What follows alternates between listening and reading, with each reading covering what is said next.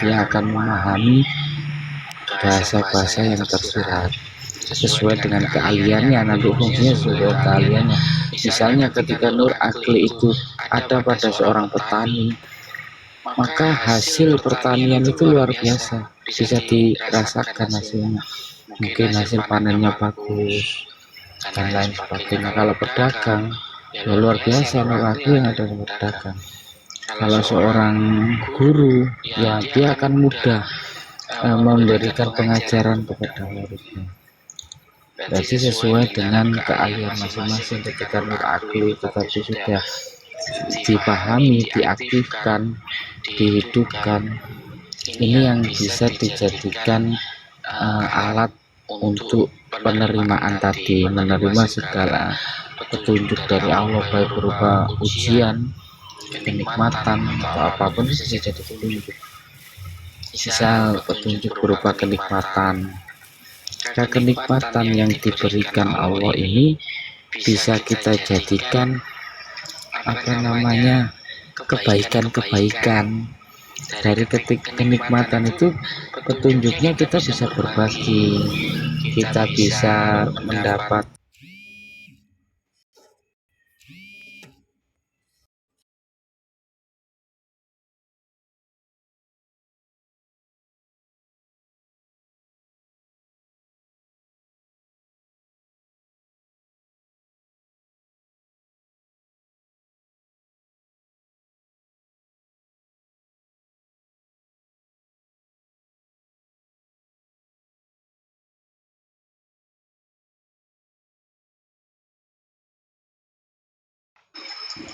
inilah fungsinya nur akli, nur yang ada di akal itu tadi. Manfaatnya dia bisa mengendalikan baik dan buruk tadi dari Allah tadi benar-benar bisa diterima. Ketika diterima baru dia menjadi harta. Itu sebenarnya harta yang berharga yang Allah berikan. Rezeki bisa jadi rezeki, bisa berupa apa saja pemberian Allah tadi. Jadi tergantung bagaimana seorang hamba ini mengolah semua pemberian Allah, baru menemukan hukum keadilannya Allah. Rahasianya ya hukum keadilan semua itu berpasangan. Kalau di Al-Quran alam nasroh itu dijelaskan, di dalam kesulitan pasti ada kemudahan, di dalam kesulitan pasti ada kemudahan. Dua kali diulang. Memang orang yang mendapatkan kesulitan seakan-akan itu berat, seakan-akan itu bingung dan sebagainya. Namun ketika kesulitan itu dihadapi dengan niat karena Allah, itu nanti kesulitan itu akan menemukan kemudahan. Kemudian ya ketika menemukan kemudahan, kesulitan yang kedua itu siap nggak kita menjalani, menerima kemudahan itu. Kadang solusi itu gampang, tapi jalannya susah ya. Misalnya ya sabar gitu kan. Masalah kesulitan dia menemukan kemudahannya hanya dengan bersabar. Tapi untuk menjalani kesabaran itu nggak mudah juga, sulit. Tapi ketika dihadapi di jalan, ternyata di situ benar-benar ada kemudahan. Ya, jadi mau diceritakan itu takutnya itu nggak nyaman. Misalnya contoh ya, orang yang ada masalah hutang kan pusing ya setengah mati ya. Ternyata dengan dia bersabar, masalah yang ditakutkan di nanti bayangannya seperti ini itu nggak ada. Itu ketakutan yang muncul ya karena belum ada penerimaan saja. Ketika sudah ada penerimaan muncul kemudahan, dia cukup diam. Namanya manusia itu tidak ada daya dan upaya. Meskipun ada masalah ya sudah dihadapi, terus kita mau bagaimana, mau tidak ada, minta aja kekuatan sama Allah. Nanti diberikan kemudahan lagi. Pak tahu ada aja solusi. Itu contohnya seperti itu. Dan ini kalau diceritakan takutnya nanti dirinya ujub dan sebagainya. Intinya akan ditelaah bahwa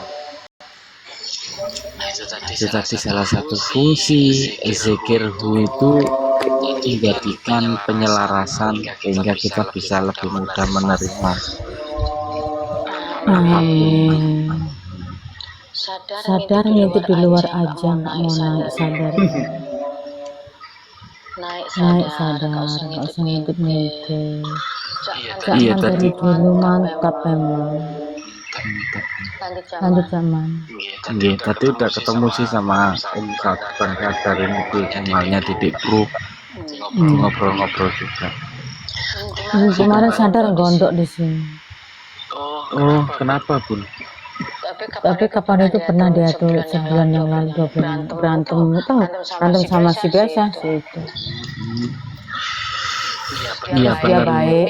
Minggu kemarin tuh dia kesurupan di sini baik banget. Kata-katanya bagus. Kemarin ada yang ngomongin apa gitu. Terus dia ngomongin aku ya. Iya. Kalau dia itu Bang Sadar, yang kita omong itu sadar, beda orang, cuman dia persepsi. Salam menerima, nggak apa-apa.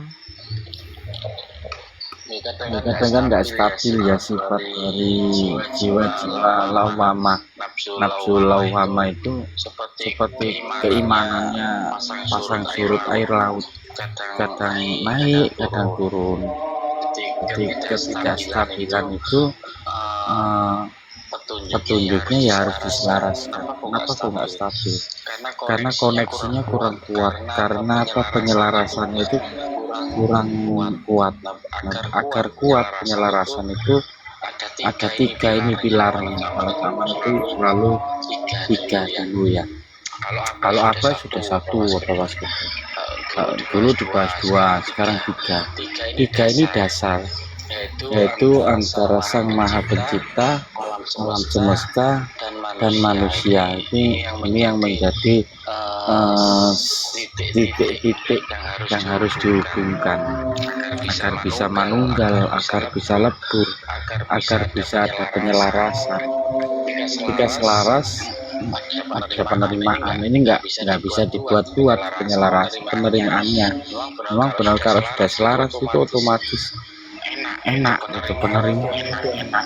Tapi enggak, orang ngomong A gitu, dia itu mendapatkan banyak. Dari A bisa jadi apel, bisa jadi aku, bisa jadi anggur, bisa jadi amburadul, bisa jadi aman, bisa menjadi apem, bisa menjadi ambunnya enak. Itu penerimaan itu seperti itu. Ketika sudah selaras, orang ngomong A gitu dia dapat banyak, lebar ya, meluas tanpa batas. Kayak rezeki kita yang Allah alirkan ke kita tanpa batas. Amin ya rabbal alamin. Penerimaan lah baginya ya Bang Sadar. Ini kalau bisa dibawa di mana aja, di lingkungan komal, lingkungan keluarga, lingkungan kantor, apa saja. Penerimaan itu kadang jangan mendengar omongan tadi. Misalnya nih, omongnya nggak enak nih, ya kita matchnya yang enak.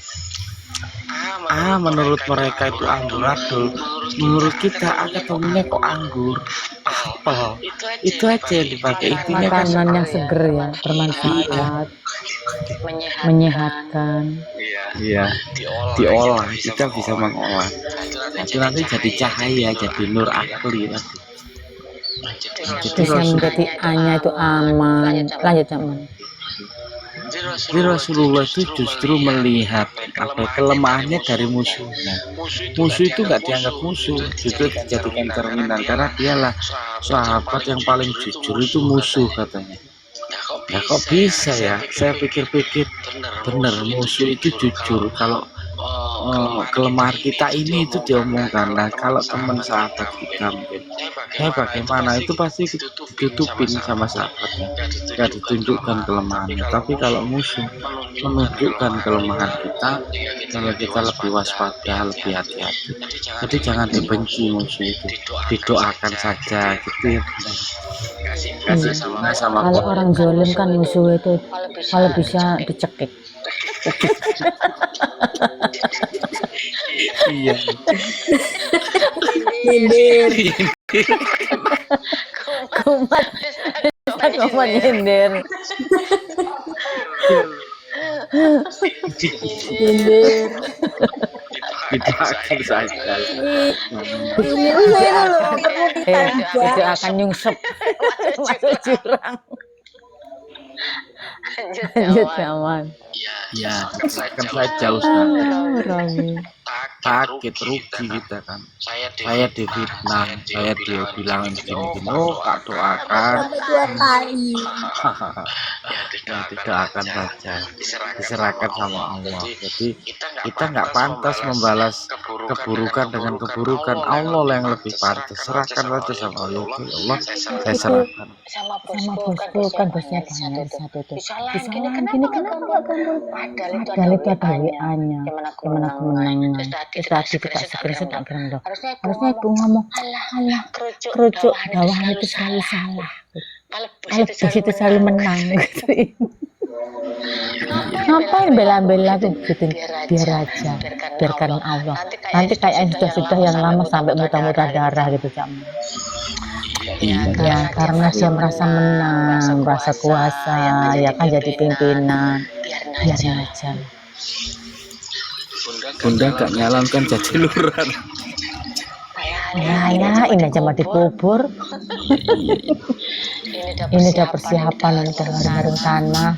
Zaman kita itu kalau tentang tauhid itu ya kita kayaknya hari itu cuma esok ya, esok aja belum tentu. Nanti malam selesai nggak subuh ini ya.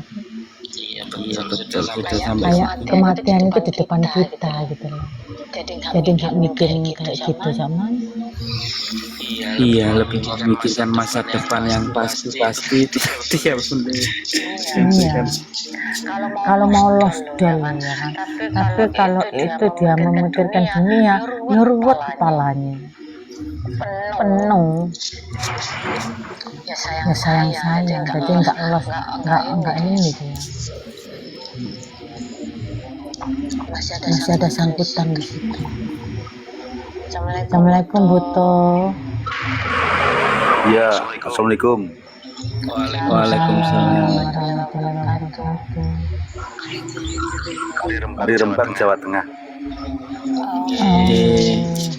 Dari Sidoarjo saya.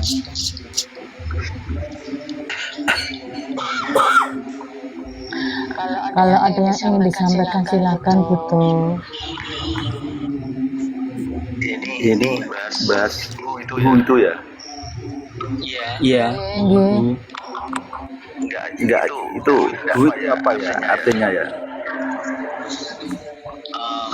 Bu itu kan dari kata bahasa buahnya Iya. itu mati baca disingkatnya hu itu ya dia itu aksar ya, tahu aksar itu biasanya mengenal kepada Allah. Ini ketika memanggilnya huwa, dia melihat tanda-tanda bahwa Allah itu benar-benar ada, terasa kehadirannya. Misal contoh analogi ya tentang aksar hu itu. Kebiasaan Cakman itu kan ngobrol ya, kalau ngobrol gitu kayak gini. Nah ketika Cakman ngomong itu kan ada bekasnya ya, bekas.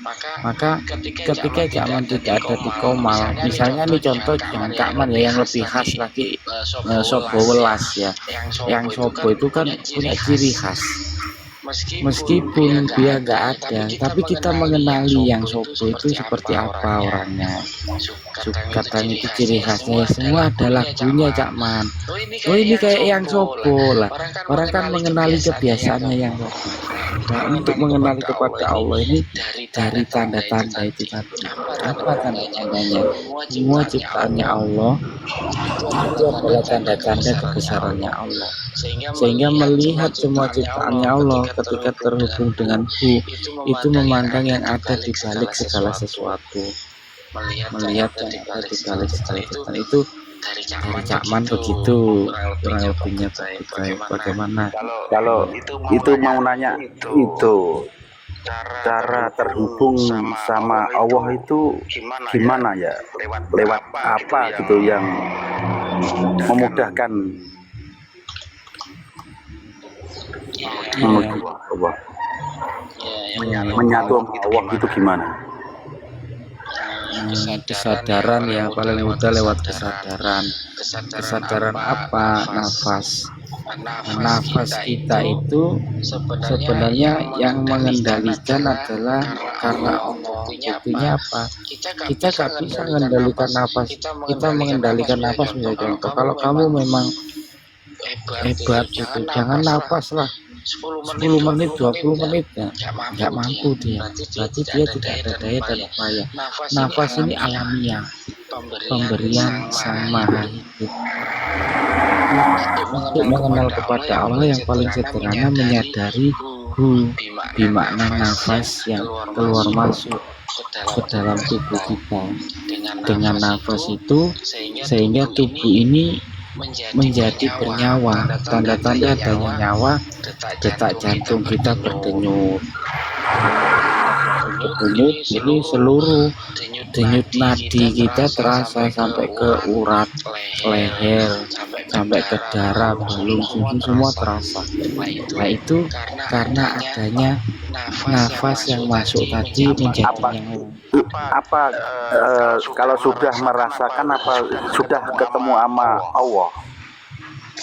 Nah itu wilayahnya Allah. Jadi tidak ada satupun manusia yang Allah kecuali Allah itu sendiri yang menghendaki seorang hamba itu bertemu dengan Allah sendiri.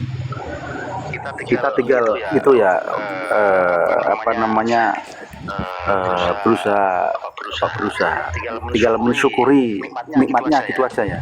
Oke, hasilnya seperti itu. Akhirnya tumbuh rasa syukur, rasa bahagia, rasa tenang, dan sebagainya.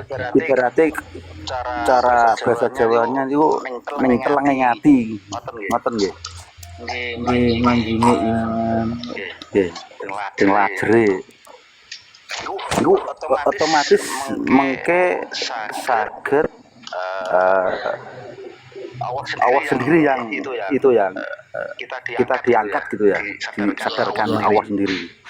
Iya, yang penting Allah sendiri. Itu manusia nggak ikut-ikut dan manut saja. Iya. Itu bukan kesadaran. Jadi mentoknya itu orang kaya popo gitu. Nggak bisa diceritakan, nggak bisa diomongkan ya. Iya, hanya dirasa dengan rasa. Tiap orang mendapatkan itu ketemu rasanya. Oh ini, walah. Oh ini walah. Ungkapan-ungkapan yang keluar itu. Tapi itu dengan teori kayak gini, ngomong-ngomong gini itu apakah bisa mendongkrak untuk ketemu kesadaran itu? Iya, memperkenalkan kan bahasanya. Artinya direkin ya itu tadi pikiran ya, dari alam pikiran itu diperkenalkan dengan vibrasi suara seperti ini. Artinya mematik pola pikir kita di ini. Akhirnya tersingkaplah hijab dari alam pikiran, kita terbuka, itu nanti dapat nurnya, namanya nur akal.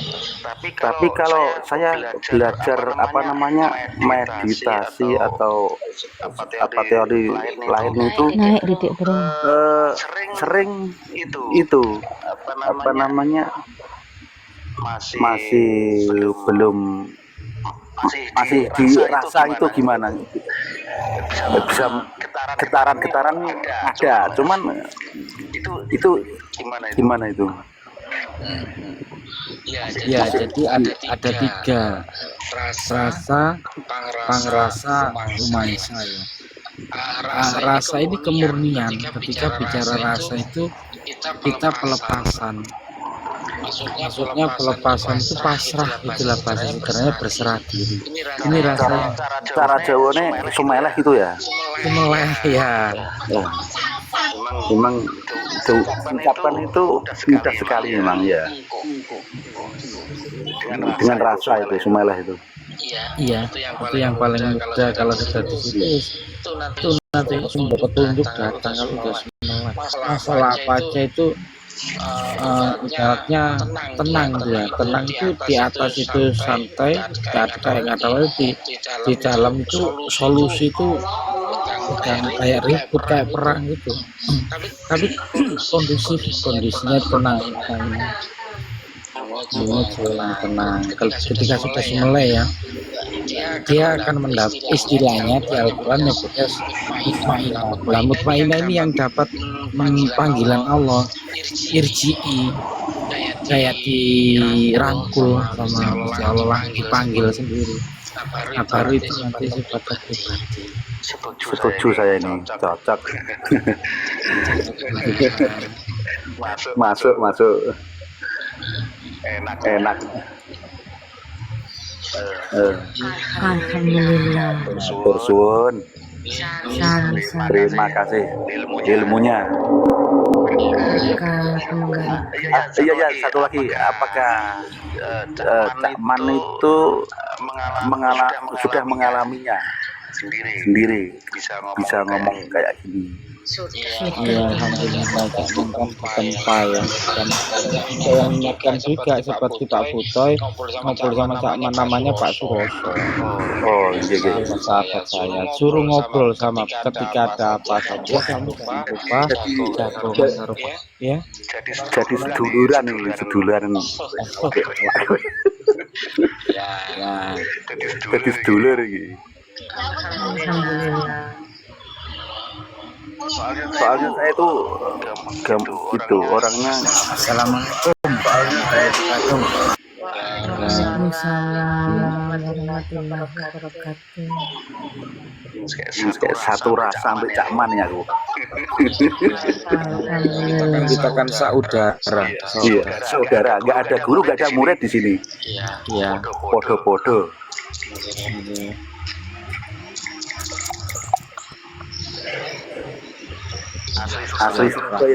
Asli Surabaya, Cak Man.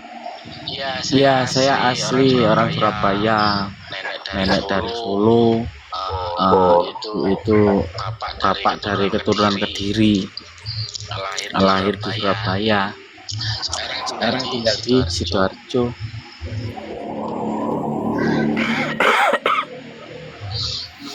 Assalamualaikum Mbak Sobo. Ada Mbak Sobo, mana Bunda? Waalaikumsalam. Tadi siang saya cari-cari, terus asar saya pergi sebentar, terus sekarang live lagi.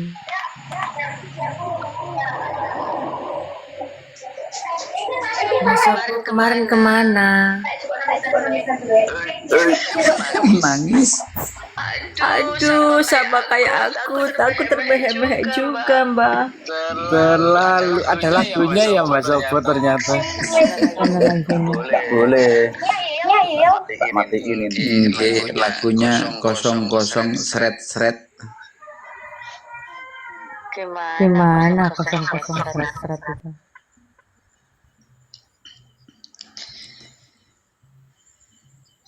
Ya monggo lanjut Cak Man.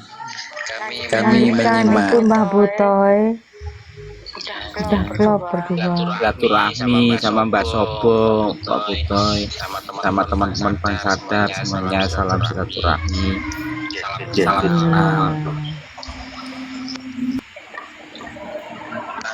Saya juga lagi jualan ini, berisik suara kendaraan, nggak bisa ngomong kan, sekali-sekali aja. Alhamdulillah. Harus manis jualannya. Jualan apa kalau belum tahu? Itu Jual tahu crispy. Harus manis.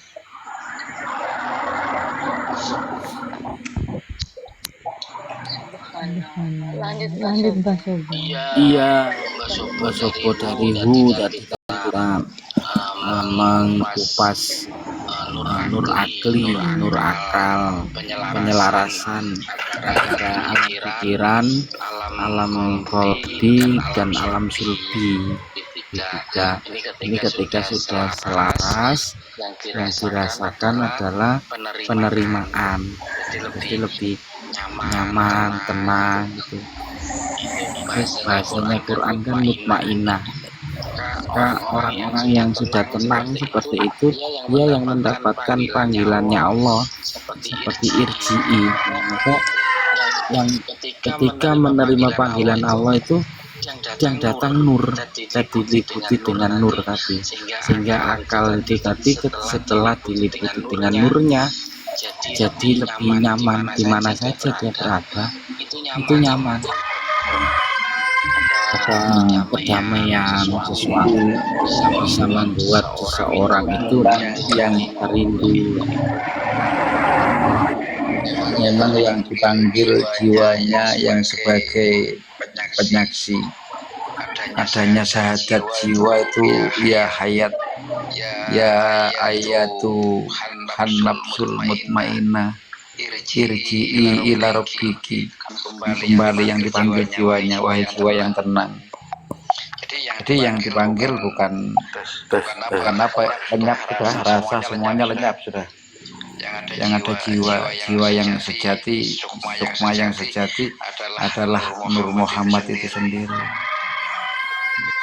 Jiwa. Pak Man, halo. Satu lagi mau nanya. Nah, kita kan kalau meditasi itu ya di belakang layar. Nah, pengaplikasiannya itu hari-hari harus 24 jam ya Pak Man ya. Meditatif. Kalau meditasi untuk aktivitas namanya meditatif, selalu dalam koneksi ya. Iya, 24 jam dalam kesadaran itu ya. Tuh, istiqomahnya latihannya ya minimal pagi beberapa menit lah sebelum aktivitas itu. Bangun tidur harus matur nuwun. Eling Gusti Allah didhisikno. Ya, agar terus nyambung, takutnya kan biar koneksi itu bagus kan, ya itu tadi dilatih tiap hari. Mau tidur atau bangun, yang paling bagus ya ketika mau tidur kan. Kalau sudah tidur itu biasanya sibuk dia, bangun itu mandi lah, bersihkan rumah segala macam. Nah yang paling posisi bagus kan ketika mau tidur itu gelombang aktivitas sudah benar-benar minim. Nah ini bagus, ibarat kata kalau jalur bebas itu enak dipakai untuk kadang kalau tidur itu saya juga sadar kalau saya tidur itu tahu. Oh ya, kadang tidur saya sadar, aneh. Ya alhamdulillah. Pripun niku Mbak Welas? Lah mau tidur itu baca itu Kan apa kalau dan kelapan nyen sepuro gitu Jawa. Itu kok tidur saya ingat sadar, mimpi juga sadar. Oh tahu saya mimpi, keadaan mimpi saya tahu. kalau istilahnya kita masuk di tenggelam di ketawitan di situ kita harus mengingat datang dan perginya. Kita itu datang itu artinya kita mengingat sebelum kita dilahirkan, terus kita mengingat setelah kita dilenyapkan. Nah itu harus itu masuk di ruang kosong itu maha ruang. Jadi maka ketika kita masuk di dalam ketauhidan itu, kita merasa diri kita itu hidup, itu kena sirik hofi, karena merasa itu. Nah, kita merasakan adanya kita ini kan diadakan.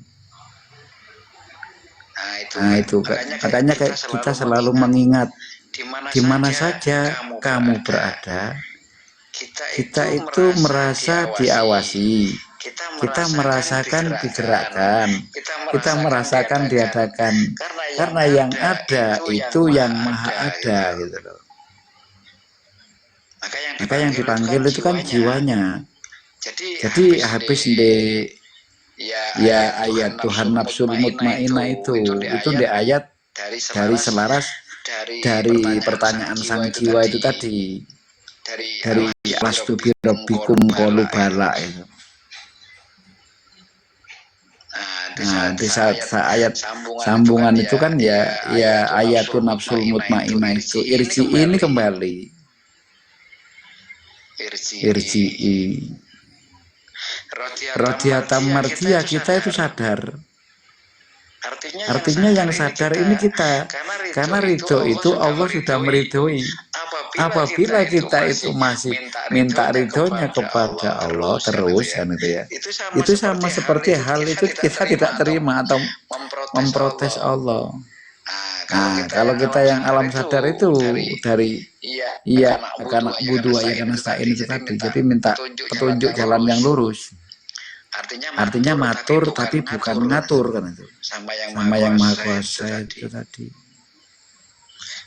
Andai kata gini, matur meditasi ini termasuk tafakur ya, zikir ya, tengah malam gitu. Ya, artinya itu menyelaraskan di suatu tempat. Maka kan ada waktu-waktu tempat. Kadang kalau kita disyariatkan itu seperempat tengah malam kan itu ya. Itu sebenarnya kalau istilahnya untuk bergerak di situ, makomnya kan naik ke atas. Tapi kalau sudah yang selalu mengalir itu, tiada putusnya bagaikan napas kita itu kan kita kan selalu mengingat mata ini menyaksikan adanya alam ini kan itu, dan batang tubuh ini yang diselimuti lafaz la ilaha illallah itu tadi, Muhammad Rasulullah itu tadi. Maka di situ ada gelar Allahu wahdahu la syarikalah, Muhammad kan abdu wa rasuluh, yang ada di bau kirinya Gusti Rasulullah itu tadi. Jadi yang dinamakan Isra Mi'raj itu bukan Rasulullah itu terbang ke langit yang Sabtu itu bukan. Maka masa di dalam gua Hira berdiri aja kita ndak bisa kan itu.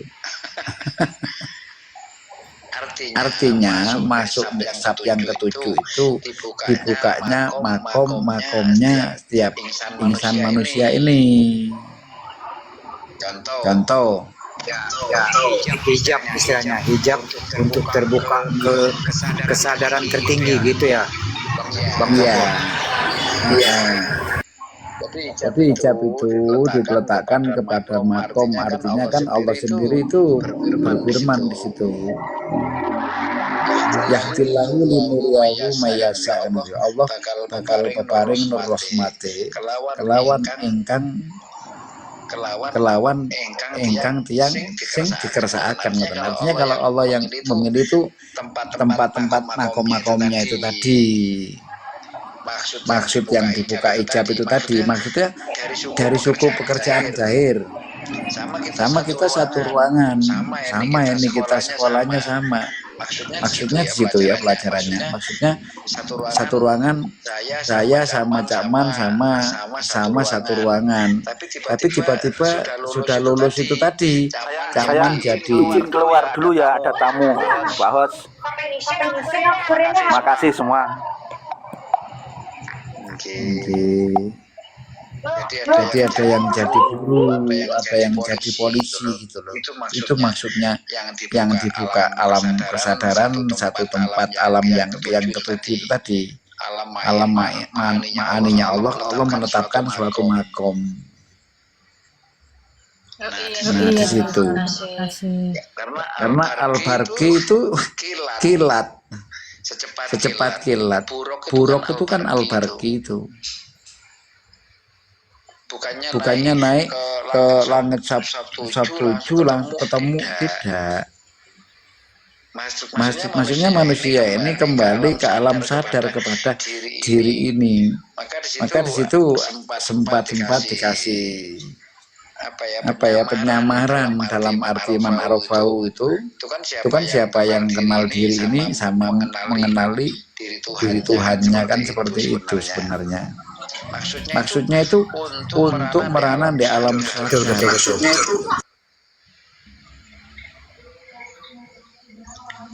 Karena Allah itu zat yang maha kuasa. Lalu manusia ini dikuasakan untuk sebagai pemimpin daripada alam dunia ini. Nah di situ. Tapi yang sesungguhnya itu pelakunya itu adalah saya gitu loh. Jadi pelakunya itu yang lebih detail artinya. Pelakunya itu hanya Allah Subhanallah wa ta'ala itu sendiri. Nah, kadangkala ini tidak bisa untuk diterima kadangkala karena dalam pemahaman itu sehingga memandang yang wujud itu loh. Jadi yang wujud itu sebenarnya yang ada itu sebenarnya tidak ada gitu. Yang tidak ada itu sebenarnya yang ada itu loh. Hakikatnya seperti itu. Bagaimana tidak? Maka di situ tiada Tuhan bahasanya kan itu ya. Selain Allah kan itu ya. Jadi nggak ada siapa-siapa. Istilahnya nggak ada siapa-siapa, yang ada yang maha hidup kan itu. Karena kita ini semuanya dihidupi. Maka di situ dikasih tanda. Ketetapanku kata Allah itu tadi. Tiada satu pun yang mampu untuk menghalang-halangi dan atau untuk membatasi gitu. Nah, kita disuruh menyaksikan dan merawat ya, dan mengembalikan. Nah, tugasnya kita disuruh saling kasih sayang. Nah, kalau kita mencermati daripada ayat yang sekian banyaknya di Al-Quran itu, satu contoh, penghuni neraka kebanyakan dari bangsa jin dan manusia kan itu ya. Nah, itu suatu ancaman yang seperti itu supayanya kita itu memandang atas kekuasaannya Allah. Karena Allah itu maha pengasih dan lagi maha penyayang. Nggak ada siksaan di situ. Nah, yang menyiksa itu manusianya sendiri karena membatasi atas kekuasaannya Allah sehingga manusia lupa atas perintahnya Allah di situ. Karena kalau kita mencari di ayat Al-Quran itu nggak ada Al-Quran itu menyuruh kejahatan, anda katakan di situ, atau agama menyuruh kejahatan, tidak ada. Karena manusianya terlena sehingga lupa dengan amanah itu, sehingga manusia ini mengaku menjadi Tuhan ada. Kayak seperti contoh Raja Fir'aun itu ngaku Tuhan. Nah di situ. Makanya kan bahasa tauhid itu bener-bener kosong, nggak ada. Yang ada hanya Allah, namanya nafi isbat. Kan di situ dikatakan la ilaha illallah gitu. Meniadakan ini kulit, tulang, sumsum, darah, jantung, empedu hilang semuanya lenyap.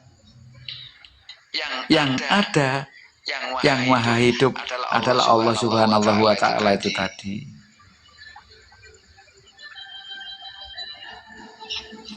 Nah, jadi kalau istilahnya kita menyangkut di as-sholatu daim itu hanya Gusti Rasul Allah yang menjalankan itu. Tidak akan mampu manusia umat ini apabila tidak terpilih oleh Allahnya sendiri. Jadi kalau kita itu umat, makanya kan oleh-olehnya itu tadi dari ranah syariat, tarekat, hakikat, marifat itu dibungkus dengan syariat. Syariat ini sudah mentoknya. Sedangkan tarekat, syariat, tarekat, hakikat, marifatnya itu tadi itu pembelajaran setelah memahami semuanya baru dibungkus dengan syariat. Syariat itu sebenarnya hakikat itu berkedip itu. Syariat itu perwujudan daripada hakikat itu.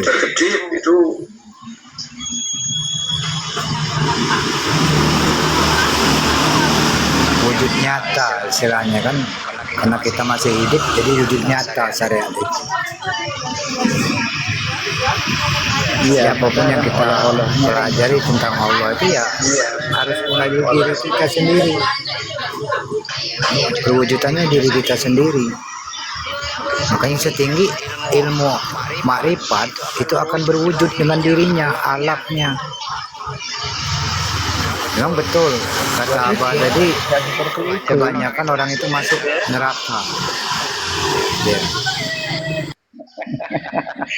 Artinya apa yang sudah diperintahkan oleh Rasul Allah itu jalani. Maka kan hakikatnya orang sholat itu tadi aqimis sholat wala tanhauna 'anil fahsya'i wal munkar. Jadi untuk mencegah perbuatan yang mungkar atau yang dilarang gitu loh. Itu sholat itu. Maka ketika kita ini menyuarakan sesuatu, jangan dipandang basobohnya, tapi suara itu sumbernya ya. Jadi undur mangkola wala tangdur mangkola gitu. Tetap saja andai kata melihat burung yang sedang terbang, jangan melihat keindahannya burung yang terbang, kita pandanglah atas kekuasaannya Allahnya. Termasuk yang memandang itu yang dipandang. Artinya bukan kita itu Tuhan, bukan kita harus merasakan bahwasanya kita ini juga yang ngomong itu sumbernya dari kekuasaan Allah gitu. Jadi Allah itu satu dat. Maka pengkajiannya itu ya di Suhudul Kasratul Wahdah itu sebenarnya. Pandanglah yang banyak itu tadi. Tapi lenyapkan yang banyak itu, masukkan kepada yang satu itu tadi. Yang satu itu tidak bisa mati, kekal, abadi, hidup selama-lamanya. Maka ancaman Allah di situ dikatakan, biharil bahri as'ali fadli rahmat, ini dengan rahmat dan kenikmatannya Allah yang dinamakan rahmatan lil alamin ya. Ada lautan itu bagaikan lautan madu, lautan kenikmatan yang tiada batasnya. Kita itu mau berenang di mana? Nah di situ. Jadi Allah itu bisa dikatakan mempunyai sifatnya pencemburu kalau dalam bahasa pelajaran seperti itu. Terus mengenakan kepada diri kita, andai kata kekasihku ini mengkhianati aku, lebih baik aku ini tertusuk pisau belati atau tergores daripada aku dikhianati. Nah di situ. Jadi kita selalu merasakan, diawasi, dan digerakkan oleh Allah Subhanallah wa ta'ala itu tadi. Tidak bisa dipandang dengan kacamata penglihatan dohir ini,